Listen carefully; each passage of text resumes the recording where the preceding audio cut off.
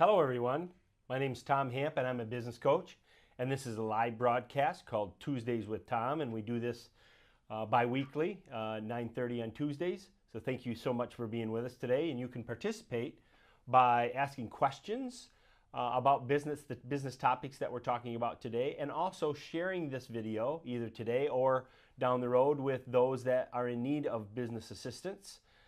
So thank you so much for being here today. I do want to take a second here and thank our sponsor for today's broadcast. Our sponsorship is today's episode, Tuesdays with Tom, is brought to you by Coldbox Live. Coldbox Live is a professional live streaming service that takes your live videos to the next level using professional production equipment, clear audio, and graphics like nameplates, logos, and more. If you'd like to take the hassle out of your next live video and look professional on screen, visit the link right here to learn more and book your session today.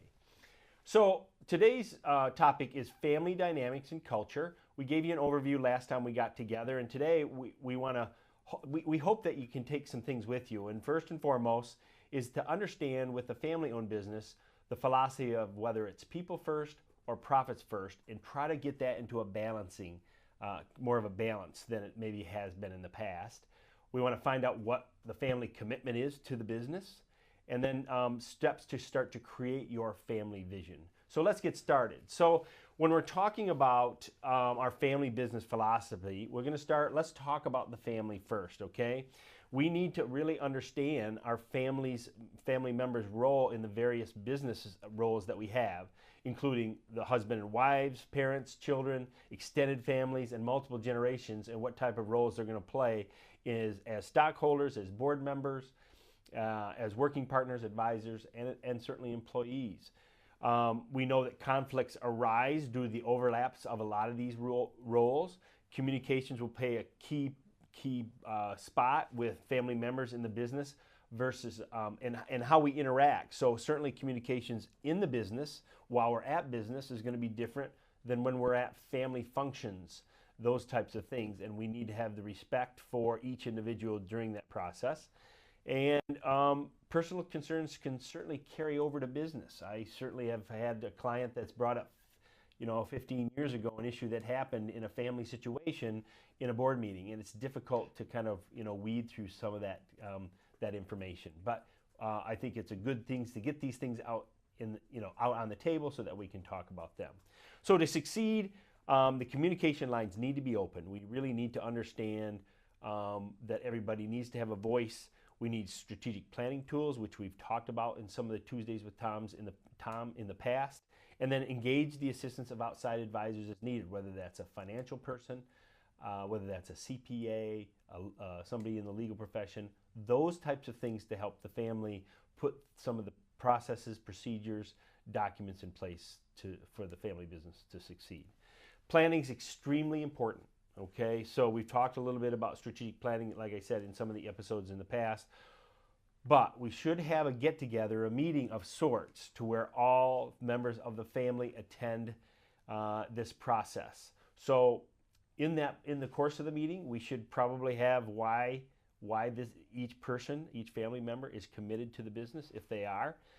We need to share goals, their needs, their priorities, their strengths and weaknesses, and their ability to contribute.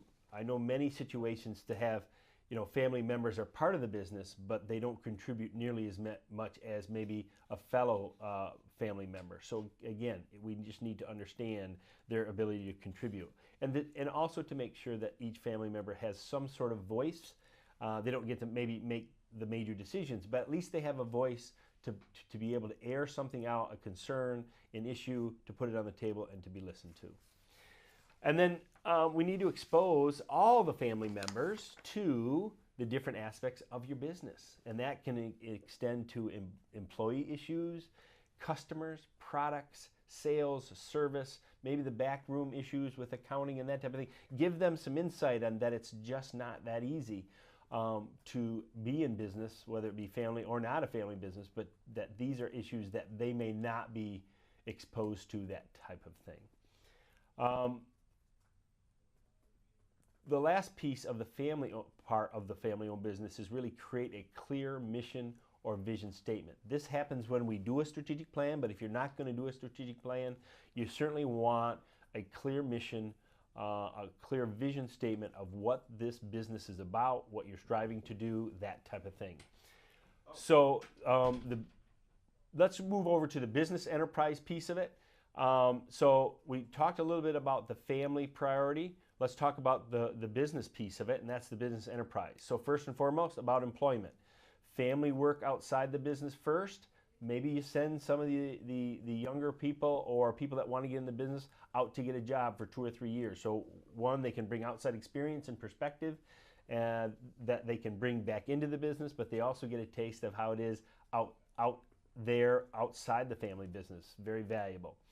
But we also can talk about internships and or earning a degree of some type to bring into the business as well. So there's some different thoughts when we're talking about employment, bringing your, some parts of your family into the business. How about ownership?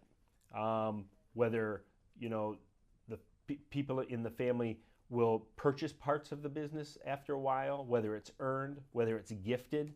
We need to clarify how that all works and how it evolves. How can the next generation buy out current ownership if that's the plan? What qualifications should a person have before they start to earn a part of the percentage of the business or ownership? How and to whom the business is gifted, if that's part of the idea of the business in the future. What are the specifics of that and the potential of future generations to be involved, the ones that you might not even be entertaining, grandkids, great-grandkids, those types of things. Compensation. This is a huge thing in many family-owned businesses, and that is family members have agreed upon compensation benefits or market value. We want to know who calculates that. Is compensation based on performance values? It needs to be defined across the business and across the industry. So again, we want to make sure that we're being fair and equitable here. How about management? How are management roles decided? Will the management people be working with family and non-family employees? So we have to understand that everybody gets treated the same, whether they're family or non-family, and we have to make that clear. What are the expectations of those management roles, as well as will non-family employees have the same management responsibilities and opportunities in the business? Because sometimes a non-family member works there for a long time and doesn't get those same opportunities. But it needs to be clearly communicated to all that are working in the business. Then we get down to the conflict area, and that is when a conflict arises in a family business, and they will. So we need to have a defined process of how that gets handled. So who has a voice in the outcomes, not necessarily in the process, but who ends up making the decision, the final decision on these conflicts? Is the process fair and equitable? Does every member of the group or family have a chance to be heard? Are issues and concerns put into writing, which is a great idea because it may come back up in the future. And then the communication process, because we just don't want to open up the floor and have a lot of people just a free-for-all at your meetings. I have a question online. So it says, how do you guide clients in resolving conflict that has been going on for years, particularly if it's not business related? And that's a great question because it happens. It's happened in many of the businesses that I coach. And one of the things that we have to do is get everybody that's involved at the table. We need to sit down and talk about how we can get by these issues. And maybe it's as simple as somebody just wants to air it out to make sure that everybody understands and is listening to their point, because some of this stuff goes back a long ways. But we need to get these people that are involved, and a lot of times that's parent and offspring, or battling between two siblings. But let's get it on the table, talk about it. How can we get by that situation to make sure that we can, continue to practice the best parts of the business. But the key here is get people in the same room, at the same table, and communicate effectively. And if it needs to be facilitated, which it has in my case in many times, we certainly offer that opportunity to facilitate those situations. So thanks for the question. Excellent question. So really the recap of today's session, we again want you to understand the philosophy between people first and profits first, and how to bring that, if it's out of balance, try to bring that into better balance.